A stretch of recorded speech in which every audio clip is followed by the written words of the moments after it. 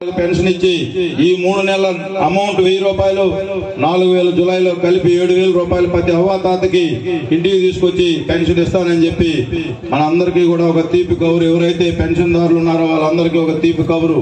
అలాగే ఈ రోజు వికలాంగులకు కూడా పెన్షన్ 6000 చేసి వికలాంగులకు కూడా ఒక ఆపత్ బాంధవుడుగా చంద్రబాబు నాయుడు గారు రేపు ఎలక్షన్ మేనిఫెస్టో రిలీజ్ చేయడం జరిగింది. అలాగే 18 సంవత్సరాలు నిండిన ప్రతి మహిళకి పెన్షన్ ఇచ్చే విధంగా, అలాగే రాష్ట్రంలో ఎక్కడ ప్రయాణం చేసినా మహిళా సోదరుమణులు ఉచిత బస్సు ప్రయాణం. ఈ రోజు స్కూల్ ఫీజులు కూడా ఒకరికే వస్తా ఉన్నాయి.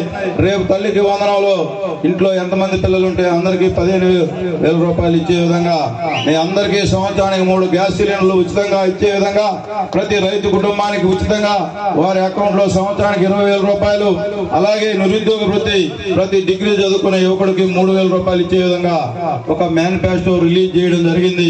ఈ రాష్ట్ర అభివృద్ధి కోరుకునే వాళ్ళందరూ కూడా చంద్రబాబు నాయుడు గారి నాయకత్వాన్ని ఆశీర్వదించాలని చెప్పి, ఈ రాష్ట్రంలో సంక్షేమ కార్యక్రమాలు అందించాలంటే మనకి చంద్రబాబు నాయుడు గారు అవసరం. ఆ రోజు బడుగు బలైన వర్గాల ఆడపిల్లలు పెళ్లి అయ్యేటప్పుడు పెళ్లి కానుక 50,000 రూపాయలు ఇచ్చేవాళ్ళు.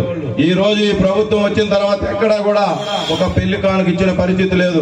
ఆ రోజు ఆరోగ్యశ్రీలో సీఎం రిలీఫ్ ఫండ్ చెక్కులు ఊరికి ఎవరన్నా పేదవాళ్ళు ఆరోగ్యం బాగాలేక హాస్పిటల్ ఉంటే సీఎం రిలీఫ్ ఫండ్ చెక్కులు ఇచ్చే పరిస్థితి ఉండేది.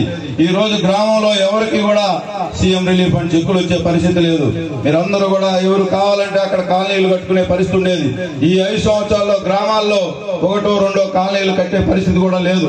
మీరందరూ కూడా గమనించాలి. ఈ ప్రభుత్వ పరిపాలనలో కరెంటు బిల్లులు, నిత్యావసర వస్తువులు, బస్ ఛార్జీలు ఇబ్బడి ముబ్బడిగా పెంచి ఈ రాష్ట్రాన్ని అప్పుల ఆంధ్రప్రదేశ్ గా చేసి దోసుకోవడం తప్పితే ఇంకా ఈ రాష్ట్ర ముఖ్యమంత్రి గారికి రెండో ఆలోచన లేదు.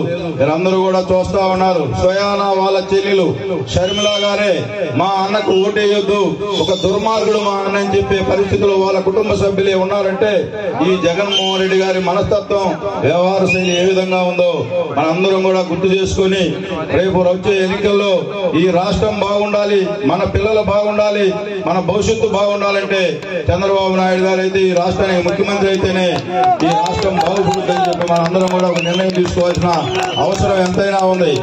ఈ రోజు మీరందరూ కూడా తెలుగుదేశం పార్టీని నిర్వీర్యం చేయాలని చంద్రబాబు నాయుడు గారిని 7 పదుల వయసులో కూడా 53 రోజులు జైల్లో పెట్టి పైశాచికత్వం ఆనందం పొందాడు ఈ జగన్మోహన్ రెడ్డి.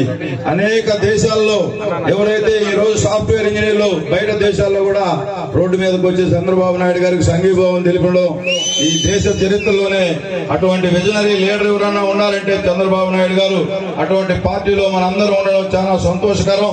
తప్పకుండా మీరందరూ రేపు మే 13 జరిగే సార్వత్రిక ఎన్నికల్లో కందుకూరు అసెంబ్లీ అభ్యర్థిగా నాకు, నెల్లూరు పార్లమెంట్ అభ్యర్థిగా వేమిరెడ్డి ప్రభాకర్ రెడ్డి గారికి మీరందరూ 2 సైకిల్ గుర్తుపై ఓటేసి నన్ను అసెంబ్లీకి, ప్రభాకర్ రెడ్డి గారిని పార్లమెంట్ కి పంపిస్తారని చెప్పి మీ అందరూ మమ్మల్ని మీ కుటుంబ సభ్యులుగా ఆశీర్వదిస్తారని చెప్పి, తప్పకుండా మాకు ఒక చిన్న వయసులో ఈ అవకాశం వచ్చింది.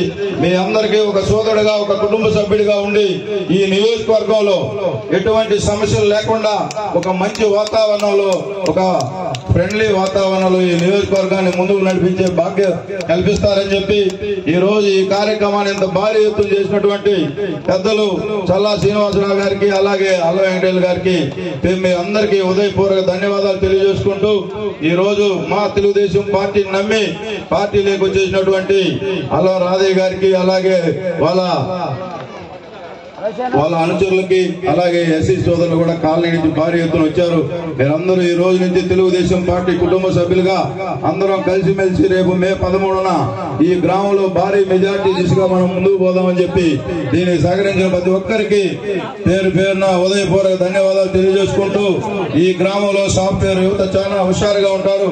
తప్పనిసరిగా మీరందరూ కూడా వర్క్ ఫ్రం హోమ్లు కనీసం ఒక 1 వీక్ అయినా రేపు ఎలక్షన్ లో మీ పార్టిసిపేషన్ ఉండాలని చెప్పి, ఈ గ్రామంలో అత్యధిక మెజార్టీ రావాలంటే మీరందరూ కలిసిమెలిసి ముందుకు తీసుకోబోతేనే వస్తుందని చెప్పి ఆ విధంగా ముందు ప్రయాణం చేస్తారని చెప్పి తెలియజేసుకుంటూ మీ అందరికీ మరొకసారి పేరు పేరున ఉదయపూర్వక ధన్యవాదాలు తెలియజేసుకుంటూ సెలవు తీసుకుంటా ఉన్నా. జై తెలుగుదేశం.